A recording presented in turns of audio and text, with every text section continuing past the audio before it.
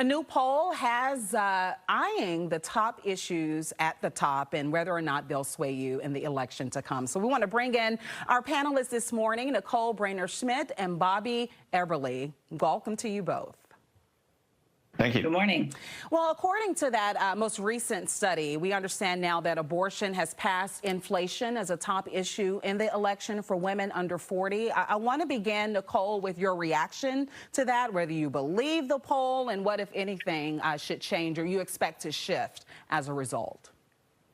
Yeah, I mean, I absolutely believe that. That's something we've known for a long time, that there is a significant problem in this country now, particularly with Dobbs going forward. We've seen this in 2020. We've seen this in 2022. We've seen it across states when they're passing constitutional bans. It's an incredibly important issue for women. It's been awoken under the Dobbs decision. You know, anyone who tells you the presidential race isn't tied is insane. It's absolutely tied. It's tied across the country. It's tied in the swing states, but we are seeing a gigantic gender gap. There is no doubt that Kamala Harris is leading amongst a whole different subsect of women in age, in race, and that Donald Trump is leading amongst white men. And what we're seeing is enthusiasm on this issue. We've seen in Pennsylvania, where they've had the early vote, 248% more women of color have voted at this point than they had in 2020, 146% more white women than they had in 2020. So this is a crucial issue, I think, not just for women under 40, but especially for them. And they are paying attention, and it matters when they're choosing who they're voting for. Bobby, when you hear about the gaps that we do see there, as well as this issue now becoming the top one for women under 30, what do you make of it? Well, I agree a little bit with Nicole, because as we get closer to Election Day, you know, the Democrats, they tend to run on defending democracy and abortion. So you're going to hear it more and more and more. I mean, it's clear nationwide among swing voters, among Democrats, among Republicans, the top issues are still the economy, border, and crime. But among this section, this subsection that was actually polled in this poll, yes, abortion is going to be a key issue. It was number 2 on their poll before. It's going to be number 1 now, because that is what it gets pushed. But here's the thing to remember. Here's what's key, is in 2022, following Dobbs, there was an enormous jump in Democrat enthusiasm, and you just don't see it here. President Trump actually leads in most subcategories, demographic breakdowns of women, except maybe unmarried women under 30.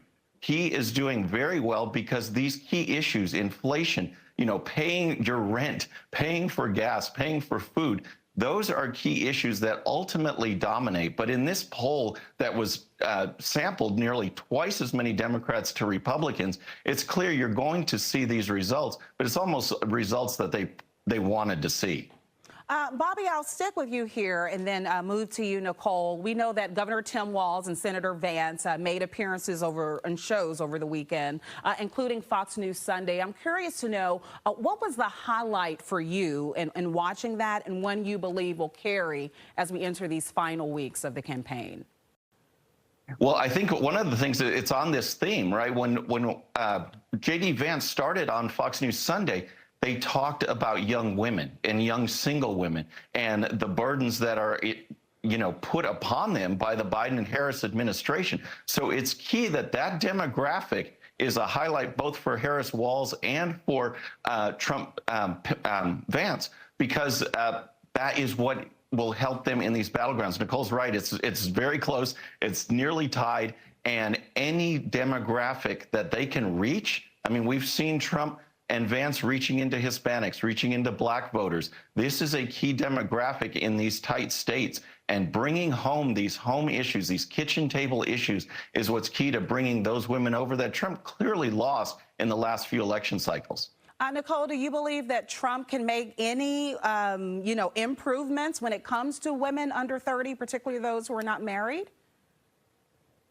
Well, I really don't think that that is an area where he's going to make his gains. I mean, again, because this is a candidate who has put out there the plan, and they have a party. Even J.D. Vance in the vice presidential debate said, we need to go back and talk about how we're talking about reproductive health. People don't trust us on this, and we don't trust them on this, because they did have the Dobbs decision, which Trump proudly takes credit for by saying he appointed those Supreme Court justices. We're seeing really extreme laws get moved. Abortion not allowed under 6 weeks. We're seeing them attack IVF.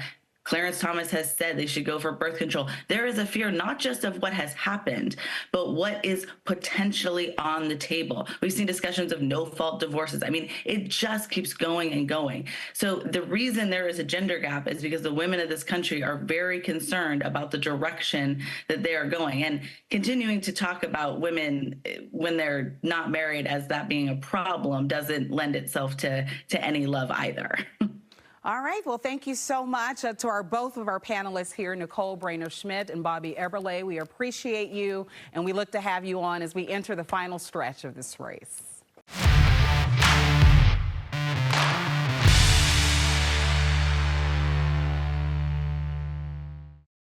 All right, friends, thanks again for tuning in. I really appreciate it. And before you go, please hit that subscribe button above. Once you do, tell your friends. Share it. Spread the word about the 13-minute news hour so we can keep growing. And for more great content, check out these videos right here, and I'll see you next time.